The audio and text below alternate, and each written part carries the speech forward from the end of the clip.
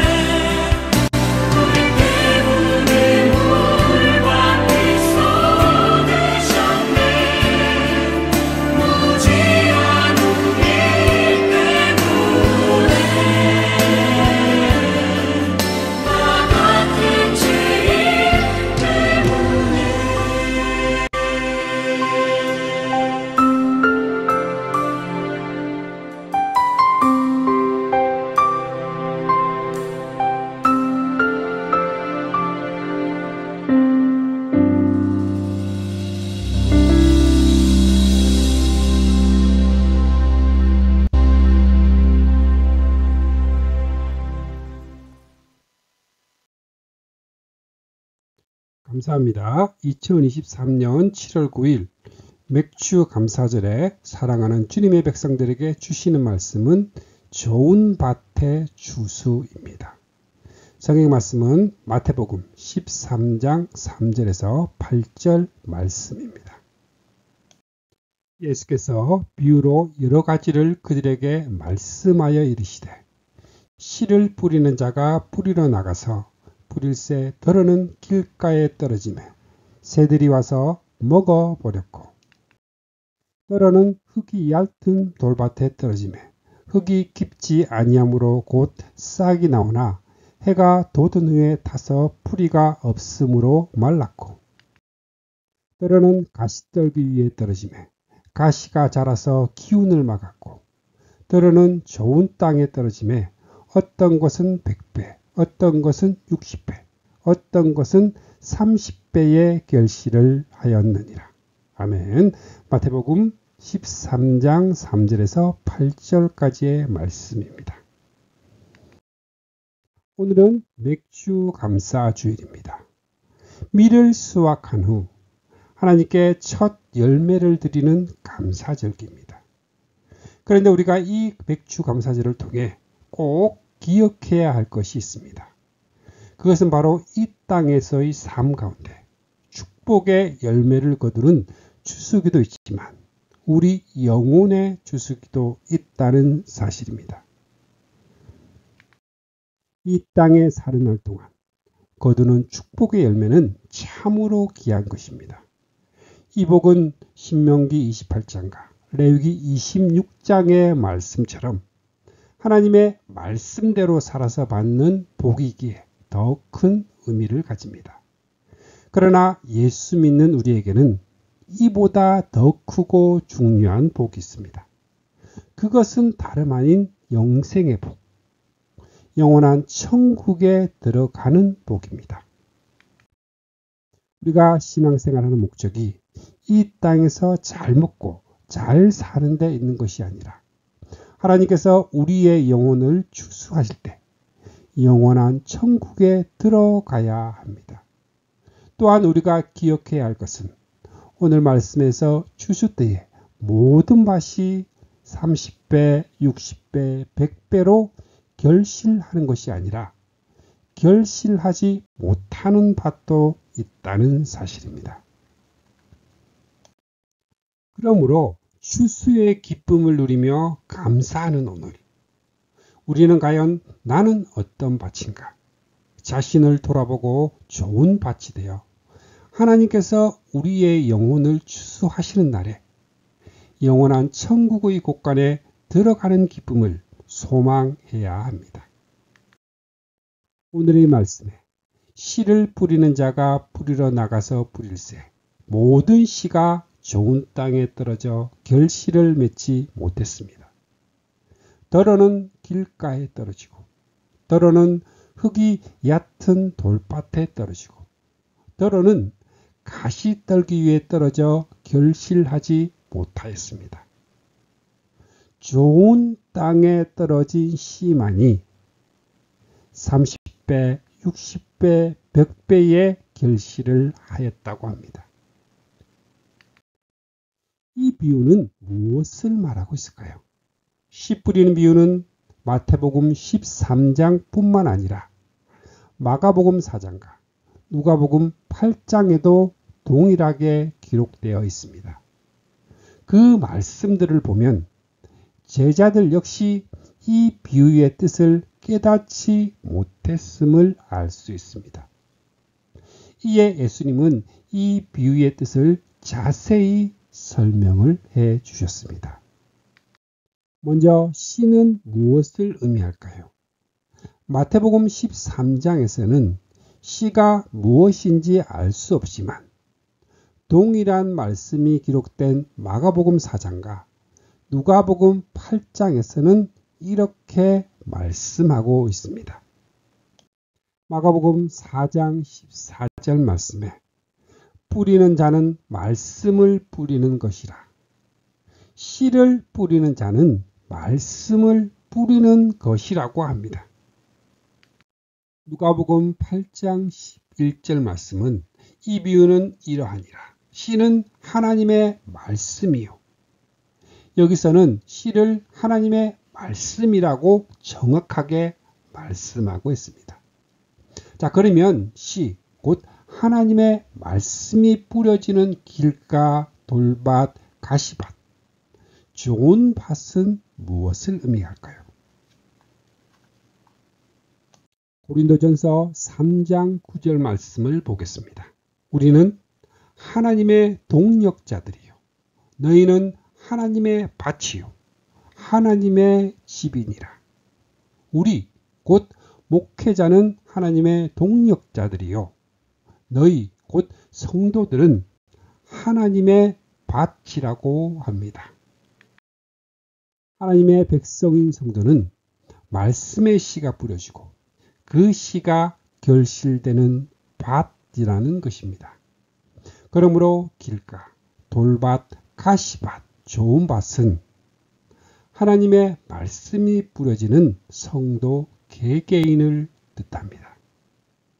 그런데 예수님은 씨 뿌리는 비유를 통해 모든 밭이 결실하는 것이 아니라 길가, 돌밭, 가시밭, 좋은 밭 가운데 오직 좋은 밭만이 30배, 60배, 100배로 결실할 수 있다고 하셨습니다.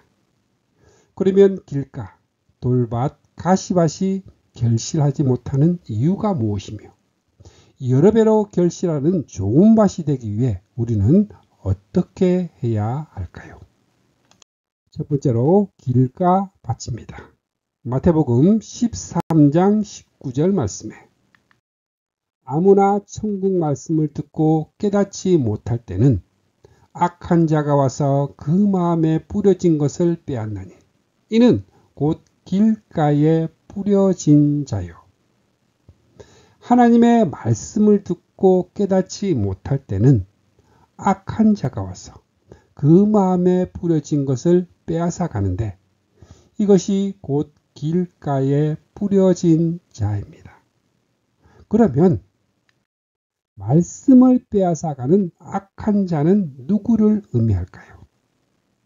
마가복음 4장 15절 말씀에 말씀이 길가에 뿌려졌다는 것은 이들을 가리킴이니 곧 말씀을 들었을 때에 사탄이 즉시 와서 그들에게 뿌려진 말씀을 빼앗는 것이요.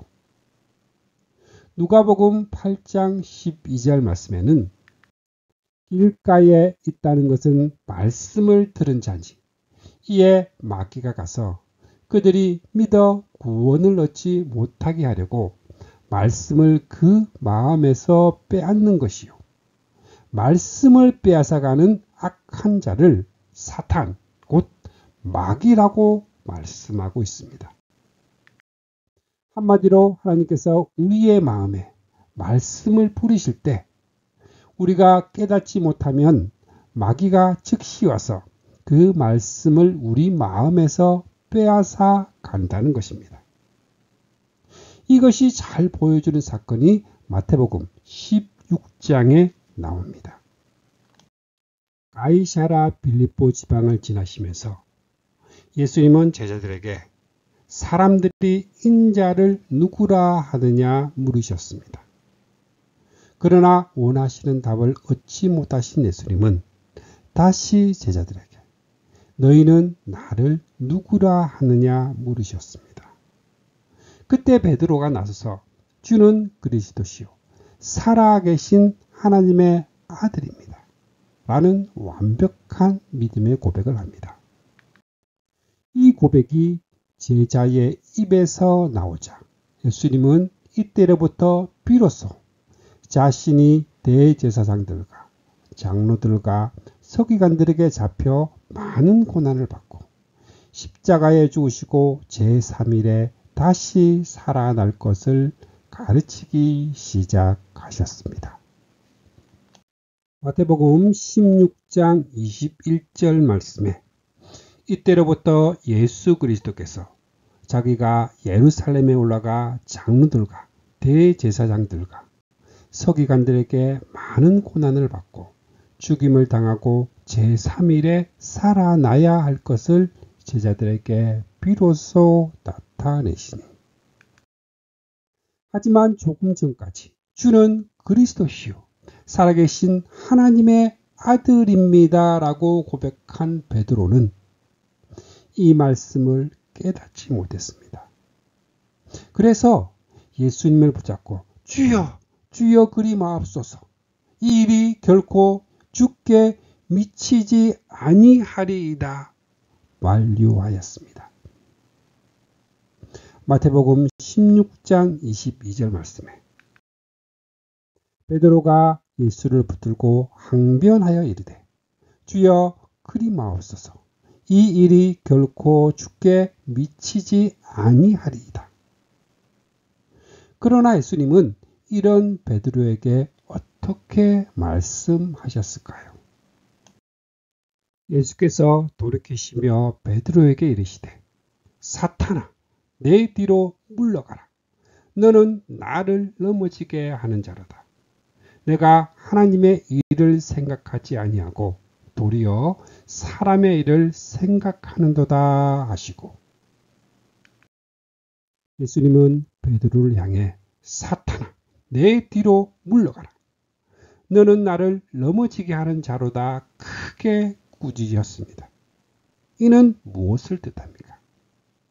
베드로가 예수님을 만류한 것은 하나님의 일을 생각지 않고 도리어 사람의 일을 생각한 것은 사탄이 그 마음에서 말씀을 빼앗아 갔기 때문이라는 것입니다. 이처럼 예수님께서 제자들에게 말씀을 가르치시던 때에도 사탄은 즉시 베드로의 마음에서 하나님의 말씀을 빼앗아 갔습니다. 하물며 저와 여러분에게는 어떠하겠습니까?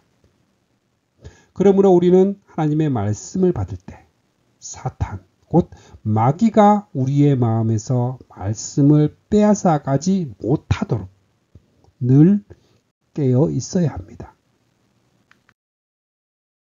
그렇다면 마귀가 저와 여러분의 마음에서 하나님의 말씀을 빼앗아 가는 이유는 무엇일까요? 우리는 그 궁극적인 목적을 알아야 합니다. 이는 누가복음 8장 12절 말씀에 잘 나타나 있습니다. 길가에 있다는 것은 말씀을 들은 자니 이에 마귀가 가서 그들이 믿어 구원을 얻지 못하게 하려고 말씀을 그 마음에서 빼앗는 것이요. 마귀가 왜 말씀을 빼앗아 간다고 합니까? 그들이 믿어 구원을 얻지 못하게 하려고 우리가 말씀을 듣고도 깨닫지 못하면 마귀가 즉시 와서 그 뿌리는 말씀을 빼앗아 가는데, 이는 우리로 믿어 구원을 얻지 못하게 하기 위함입니다. 그 예가 바로 노아 시대에 물 심판이 있을 때 방주에 들어가지 못하고 심판을 받은 사람들입니다. 마태복음 24장 37절에서 39절 말씀에 노아의 때와 같이 홍수의 임함도 그러하리라. 홍수 전에 노아가 방주에 들어가던 날까지 사람들이 먹고 마시고 장가들고 시집가고 있으면서 홍수가 나서 그들을 다 멸하기까지 깨닫지 못하였으니 인자의 임함도 이와 같으리라. 그들은 홍수 전에 노아가 방주에 들어가던 날까지 먹고 마시고 장가들고 시집가고 있으면서 홍수가 나서 다 멸하기까지 깨닫지 못하였습니다. 다시 말해 홍수 심판에서 멸망을 당한 사람들은 하나님의 말씀을 듣지 못한 자들이 아니라 듣고도 깨닫지 못한 자들입니다. 그러므로 우리는 하나님의 말씀을 듣고 깨닫는 자가 되어야 합니다. 그러면 어떻게 할 때 말씀을 깨달을 수 있을까요? 요한복음 8장 43절 말씀에 어찌하여 내 말을 깨닫지 못하느냐? 이는 내 말을 들을 줄 알지 못함이로다. 말씀을 들을 줄 알지 못하기 때문에, 말씀을 들으려 하지 않기 때문에 깨닫지 못한다고 합니다. 바꿔 말하면 하나님의 말씀이 선포될 때 듣기만 하면 깨닫게 됩니다. 즉 학식이 있고 지식과 지혜가 있어야 깨닫는 것이 아니라 하나님의 말씀이 선포될 때 그대로 받아들이고 믿으면 깨닫게 됩니다. 그러므로 마귀에게 말씀을 빼앗겨 결실하지 못하는 길가밭이 아니라 30배, 60배, 100배의 결실을 맺는 좋은 밭이 되기 위해 우리는 어떻게 해야 합니까? 말씀이 선포될 때 그것이 하나님의 말씀이면 아멘으로 받아 깨닫는 자가 되어야 합니다. 이제 두 번째로 돌밭입니다. 마태복음 13장 20절에서 21절 말씀에 돌밭에 뿌려졌다는 것은 말씀을 듣고 즉시 기쁨으로 받되 그 속에 뿌리가 없어 잠시 견디다가 말씀으로 말미암아 한낮이나 박해가 일어나는 때에는 곧 넘어지는 자요. 돌밭에 뿌려졌다는 것은 말씀을 듣고 즉시 기쁨으로 받되 그 속에 뿌리가 없어 잠시 견디다가 말씀을 인하여 한란이나 박해가 일어나는 때에 곧 넘어지는 자라고 합니다. 동일하게 씨 뿌리는 비유를 기록하고 있는 누가복음 8장 13절 말씀을 보겠습니다. 바위 위에 있다는 것은 말씀을 들을 때에 기쁨으로 받으나 뿌리가 없어 잠깐 믿다가 시련을 당할 때에 배반하는 자요. 여기서는 마태복음의 돌밭을 바위로 한란이나 박해가 일어나는 때에 넘어지는 자를 시험을 받을 때에 배반하는 자라고 표현하고 있습니다. 한마디로 돌밭에 뿌려졌다는 것은 말씀을 기쁨으로 받았으나 그 말씀으로 인해 한란과 박해가 오면 그 속에 뿌리가 없으므로 하나님의 말씀을 버리는 자, 순종하지 않는 사람입니다. 쉽게 설명하신 하나님의 말씀을 받을 때에는 정말 좋은 말씀이다. 저 말씀대로 살아서 복을 받아야지 기쁨으로 받지만 그 말씀대로 순종함으로 인해 핍박과 고난이 오면 곧 넘어지고 만다는 것입니다. 예를 들어 안식일을 기억하여 거룩히 지키라는 말씀에 은혜를 받고 그 말씀을 기쁨으로 받았습니다. 그래서 주일을 지키려고 하니 당장 사업장 문을 닫아야만 하는 어려움이 닥칩니다. 이때 뿌리가 없는 사람은 잠시 견디다가 넘어져 버린다는 것입니다. 또한 온전한 11조를 드려 하나님의 집에 양식을 채우며 하나님께서 하늘문을 열고 복을 쌓을 것이 없도록 부어주신다는 말씀에 은혜를 받고 그 말씀을 기쁨으로 받았습니다. 그래서 온전한 11조 생활을 결단하고 실천합니다. 그러나 이로 인해 경제적인 어려움이나 핍박이 다가오면 그 속에 뿌리가 없으므로 잠시 견디다가 넘어져 버린다는 것입니다. 예수 믿는 성도가 받는 고난은 크게 두 가지입니다.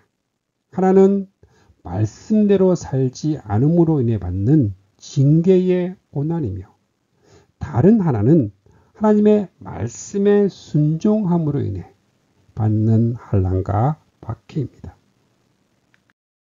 돌밭의 비유에서 말하는 한란과 박해는 하나님의 말씀에 순종함으로 인해 받는 고난을 말합니다.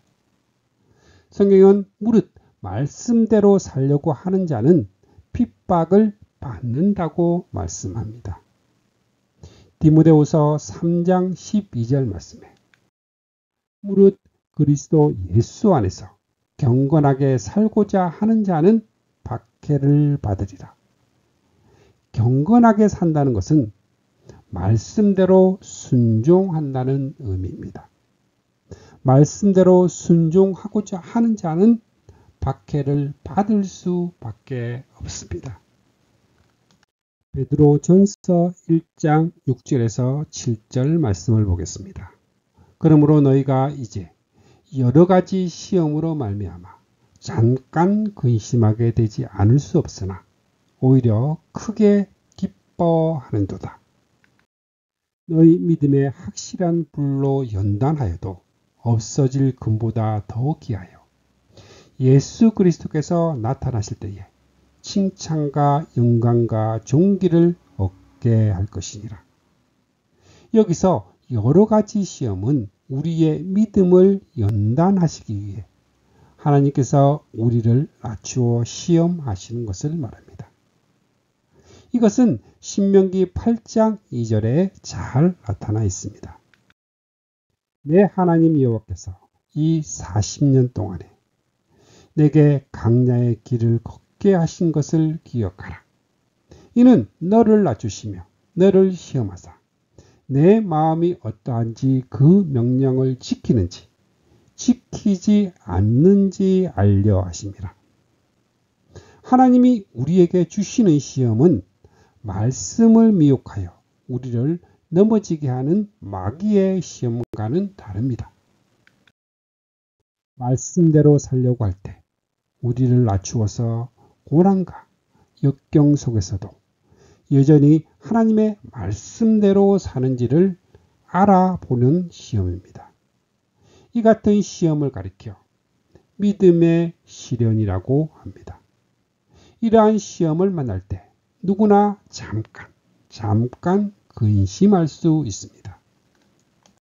그러나 이런 믿음의 시련은 우리의 믿음을 불로 연단하여도 없어질 금보다 더 귀하게 만들어 예수 그리스도께서 나타나실 때에 칭찬과 영광과 존귀를 얻게 할 것이므로 오히려 크게 기뻐해야 합니다. 그러므로 말씀에 순종함으로 인해 환난과 박해가 올 때 하나님께서 여러분의 믿음을 시험하고 연단하여 정금같이 나오게 하시리라는 것을 깨달아 기뻐하고 인내하시기 바랍니다. 그리하여 주수때에 여러 배로 결실하는 좋은 밭이 되시기를 주님의 이름으로 축복합니다. 세 번째로 가시밭입니다. 여러분은 지금 어떤 밭에 속합니까? 말씀을 들어도 깨닫지 못하여 마귀에게 하나님의 말씀을 빼앗기는 길가밭입니까? 아니면 말씀으로 인하여 환난과 핍박이 올 때 뿌리가 없어 넘어지는 돌밭입니까? 좋은 밭이 되어 여러 배로 결실하기 위해 먼저 길가밭을 지나야 합니다. 마귀에게 말씀을 빼앗기지 않고 깨달아야 합니다. 다음으로 돌밭을 지나야 합니다.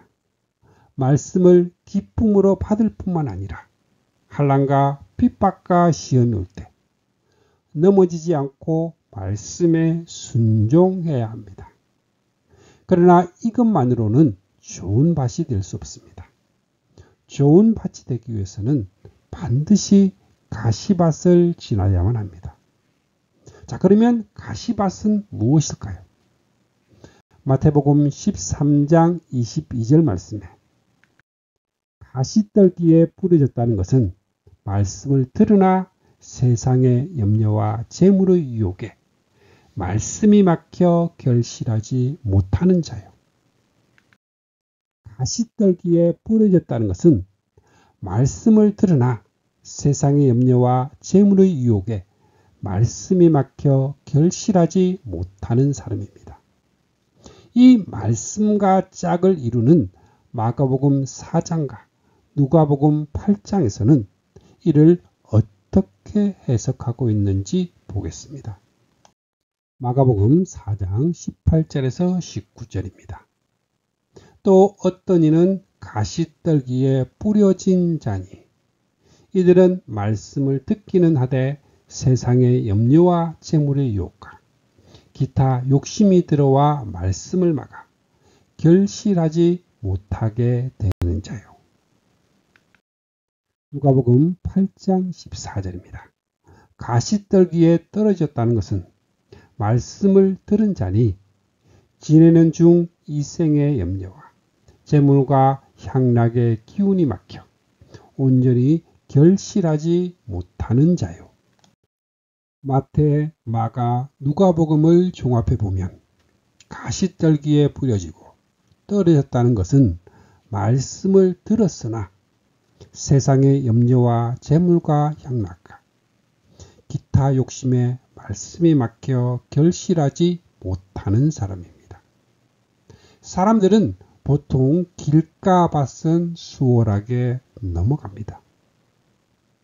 돌밭 역시 처음 한동안 시행착오를 거치면서 하나님의 말씀대로 순종하려고 애쓰다 보면 넘어가게 됩니다. 그런데 가시밭에 넘어져 결실하지 못하는 경우를 종종 보게 됩니다. 그러므로 여러 배로 결실하는 좋은 밭이 되기 위해 우리는 마음밭에서 세상 염려의 가시를 빼야 합니다. 재물의 유혹, 곧 탐심의 가시를 빼야 합니다. 향락, 효색의 가시를 빼야 합니다. 기타 욕심, 곧 자기 영광의 가시를 빼야 합니다. 이와 같은 가시들을 빼지 않으면 우리는 결코 추수되에 여러 배로 결실하는 좋은 밭이 될 수 없습니다. 네 번째로 좋은 밭입니다.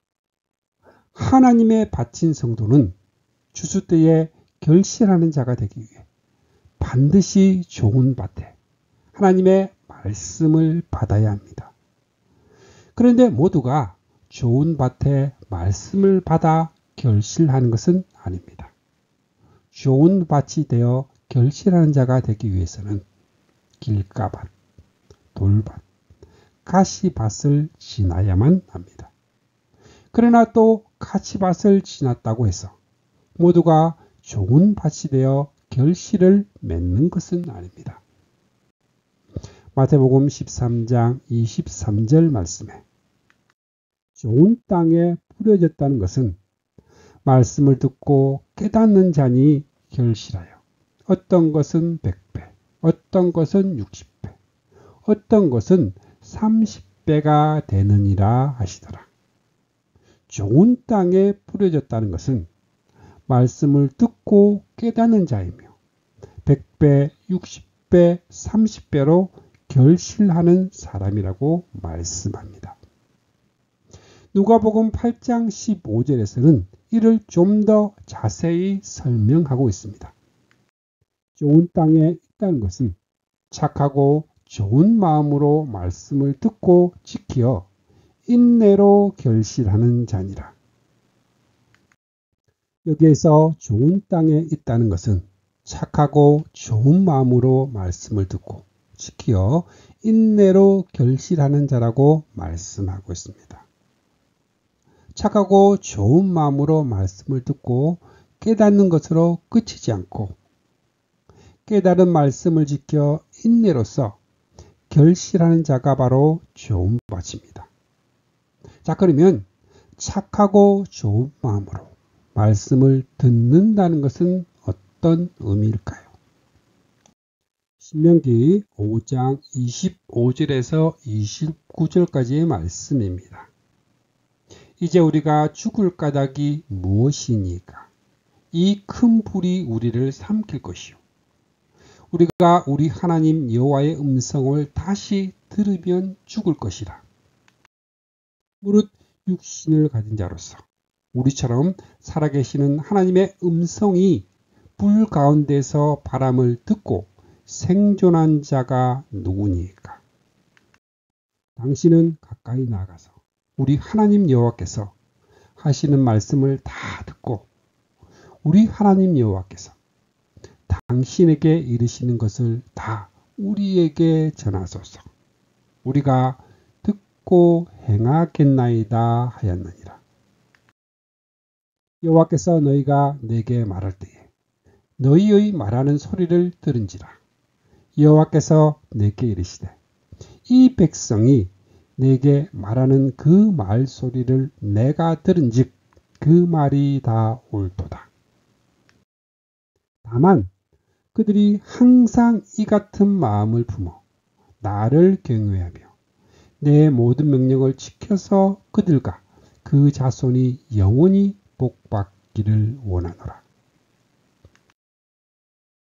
하나님은 이스라엘 백성을 애굽에서 인도하여 내시고 홍해의 강야기를 거쳐 시내 강야로 이끄십니다. 그리고 시내산 앞에 장막을 친 그들에게 언약 맺을 것을 명하시고 시내산 불 가운데에 강림하셔서 직접 그 음성으로 언약의 말씀을 반포합니다. 그때 백성들이 모세에게 무엇을 요구하였습니까? 하나님의 음성을 다시 들으면 죽을 것 같으니 모세가 하나님께 가까이 나아가 하나님의 하시는 말씀을 다 듣고 전하면 그들이 듣고 행하겠다고 합니다. 하나님은 백성들의 그 말을 옳게 여기셨습니다. 그러나 조건이 있었습니다. 무엇이었습니까?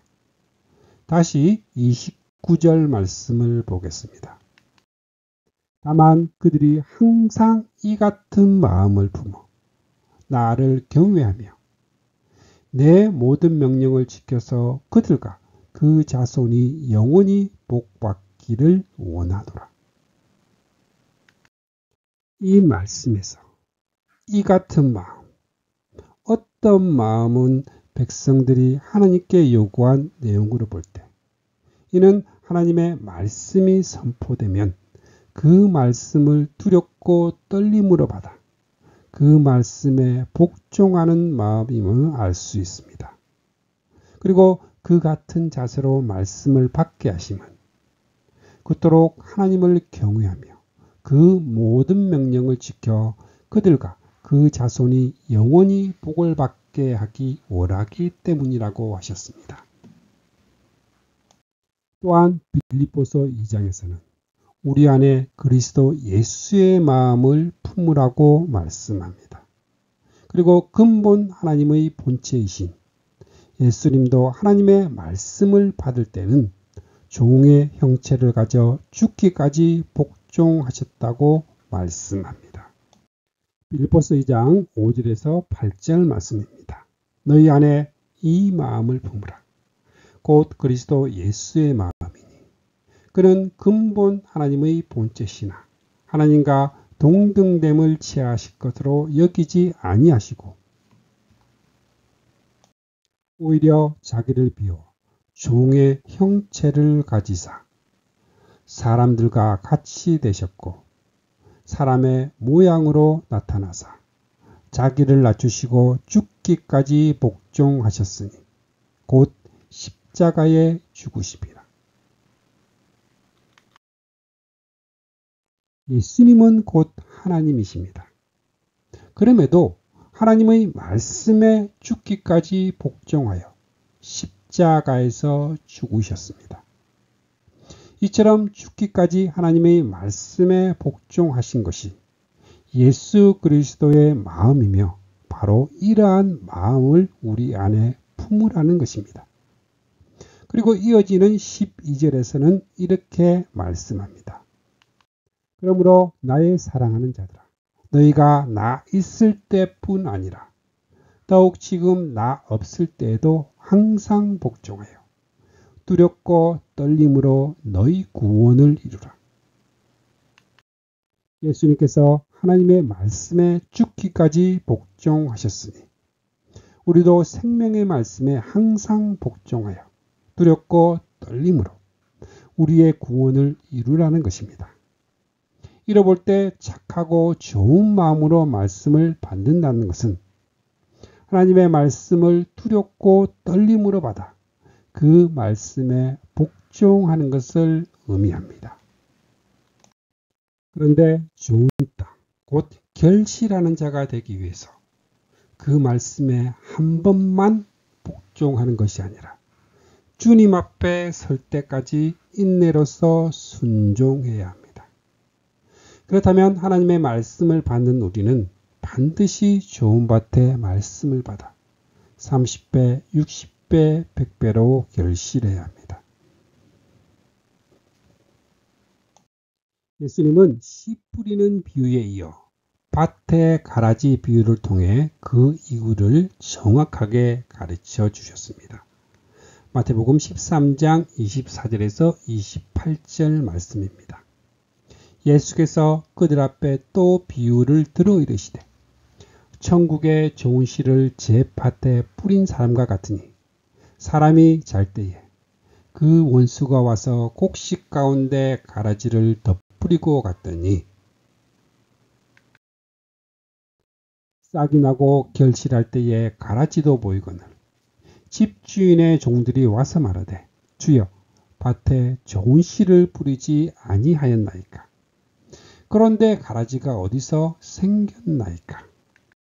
주인이 이르되 원수가 이렇게 하였구나. 종들이 말하되 그러면 우리가 가서 이것을 뽑기를 원하시나이까. 천국은 좋은 씨를 제 밭에 뿌린 사람과 같다고 합니다. 주인은 분명 좋은 씨를 자기 밭에 뿌렸는데 사람들이 잘 때에 그 원수가 와서 곡식 가운데 가라지를 덧뿌리고 갔습니다. 그래서 결실할 때에 가라지도 보이자 종들이 주인에게 묻습니다. 주여, 밭에 좋은 씨를 심지 아니하였나이까? 그러면 가라지가 어디서 생겼을까요? 우리가 가서 뽑기를 원하십니까? 주인은 어떻게 대답합니까? 주인이 이르되 가만두라. 가라지를 뽑다가 곡식까지 뽑을까 염려하노라. 둘 다 추수 때까지 함께 자라게 두라. 추수 때에 내가 추수꾼들에게 말하기를 가라지는 먼저 거두어 불사르게 단으로 묶고 곡식은 모아 내 곡간에 넣으라 하리라. 주인은 가라지를 뽑다가 곡식까지 뽑을까 염려스러우니 둘 다 추수 때까지 함께 자라게 두라고 합니다. 그리고 추수 때에 추수꾼들에게 가라지는 먼저 거두어 불사르게 단으로 묶고 곡식은 모아 내 곡간에 넣으라고 할 것입니다. 이는 무엇을 의미할까요? 마태복음 13장 39절에서 42절에서 이 비유를 해석해 주고 있습니다. 가라지를 뿌린 원수는 마귀요. 추수 때는 세상의 끝이요. 추수꾼은 천사들이니. 그런즉 가라지를 거두어 불에 사르는 것 같이 세상 끝에도 그러하리라. 인자가 그 천사들을 보내리니 그들이 그 나라에서 모두 넘어지게 하는 것과 또 불법을 행하는 자들을 거두어내어 풀무불에 던져 넣으리니 거기서 울며 이를 갈게 되리라. 추수 때는 세상의 끝이요. 추수꾼은 천사들이라고 합니다. 그리고 추수 때에 추수꾼들을 보내어 가라지를 거두어 불사르는 것처럼 세상 끝에 인자 곧 예수 그리스도께서 구름 타고 큰 능력과 영광 가운데 강림하실 때에도 그 천사들을 보내어 말씀대로 결실하지 아니한 가라지 곧 모든 넘어지게 하는 것과 불법을 행하는 자들을 거두어 풀무불에 던져 넣으십니다. 말씀대로 결실한 곡식, 곧 의인들은 아버지 나라에서 해같이 빛나게 할 것이라고 말씀합니다. 그러므로 하나님의 밭인 성도가 좋은 밭의 말씀을 받아 30배, 60배, 100배로 결실해야 하는 이유는 어디에 있습니까?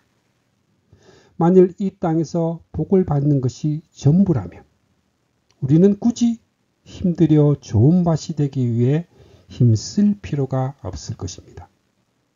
그러나 우리가 좋은 밭이 되어야 하는 궁극적인 이유는 추수 때에 곧 세상 끝에 예수 그리스도께서 오실 때 아무 결실도 없는 가라지로 나타난다면 풀무불에 던져지게 될 것이기 때문입니다. 그래서 밭의 가라지 비유에서 가라지를 뽑기를 원하시나이까 라는 종의 말에 주인이 가만두어라. 가라지를 뽑다가 곡식까지 뽑을까 염려하노라. 둘 다 추수 때까지 함께 자라게 두어라. 말한 것도 이 때문입니다. 지금은 비록 가라지이지만 추수 때에는 곡식이 될 수도 있고 반대로 지금은 곡식이지만 추수 때에는 가라지가 될 수도 있다는 것입니다. 찬양 천국의 씨앗 듣겠습니다.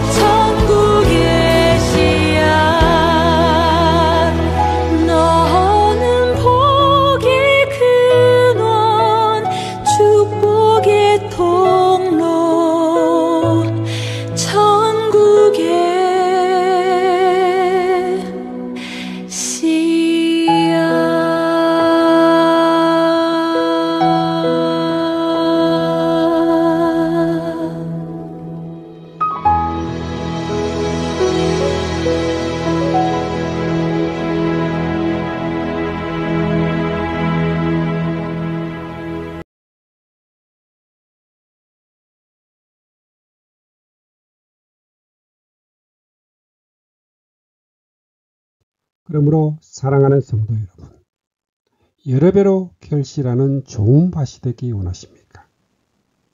말씀대로 순종하되 한두 번 순종하는 것이 아니라 주님 앞에 설 때까지 인내로 순종하셔서 30배, 60배, 100배 아니 그 이상으로 결실하시기를 주님의 이름으로 부탁드립니다. 말씀을 마무리하겠습니다. 오늘 우리는 맥주 감사절을 맞이하여 하나님께서 우리의 영혼을 추수하실 때를 생각해 보았습니다. 하나님은 주의 종을 통하여 자기 백성에게 말씀의 씨를 뿌리십니다. 그래서 성경은 주의 종, 곧 목회자는 하나님의 동력자요, 성도는 하나님의 밭이라고 말씀합니다. 그런데 기억해야 할 것은 모든 말씀이 좋은 밭에 떨어져 결실하는 것이 아니라는 사실입니다. 길가나 돌밭이나 가시밭에 떨어진 씨는 결코 결실하지 못합니다. 오직 좋은 밭에 떨어진 씨만이 30배, 60배, 100배의 결실을 거둡니다. 따라서 세상 끝날에 불사름을 당하는 가라지가 되지 않기 위해서 우리는 곡식을 결실하는 좋은 밭이 되어야만 합니다. 그러기 위해서 우리는 항상 나는 과연 어떤 밭인가, 어떤 신앙을 가지고 있는가를 점검해 보아야만 합니다. 성국 말씀을 듣고도 깨닫지 못해서는 안 되며 말씀을 기쁘게 받았으나 잠시 견디다가 말씀을 인하여 환난이나 박해가 일어나는 때에 넘어져서는 안 됩니다. 또한 세상 염려와 재물의 유혹과 음행의 유혹과 자기 영광의 가시에 말씀에 막혀 결실하지 못하여도 안 됩니다. 우리는 항상 깨어 있어 착하고 좋은 마음으로 말씀을 받아야 하며 깨달은 말씀을 지켜 인내로 결실하여야 합니다.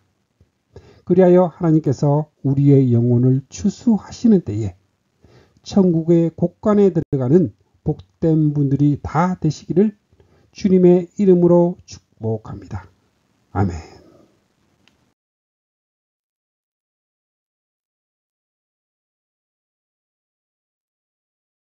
축복합니다. 지금은 우리를 구원해 주신 주 예수 그리스도의 은혜와 하나님 아버지의 거룩하신 사랑과 날마다 우리를 승리하게 하시는 성령님의 역사가 오늘 함께한 주님의 백성들에게 영원토록 함께 있기를 주님의 이름으로 축복합니다. 아멘. 주님의 사랑을 느끼며 사는 주감사교회 성도, 주님과 기쁨의 삶을 사는 주님의 자녀들이 되시기를 바랍니다.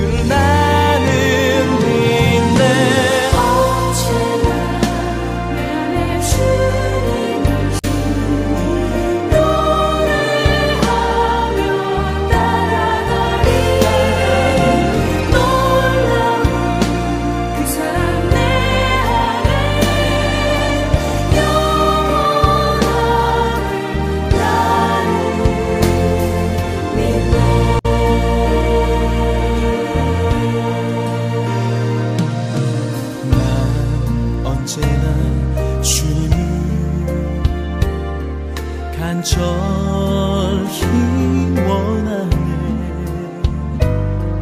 기쁜 때나 내가 슬픈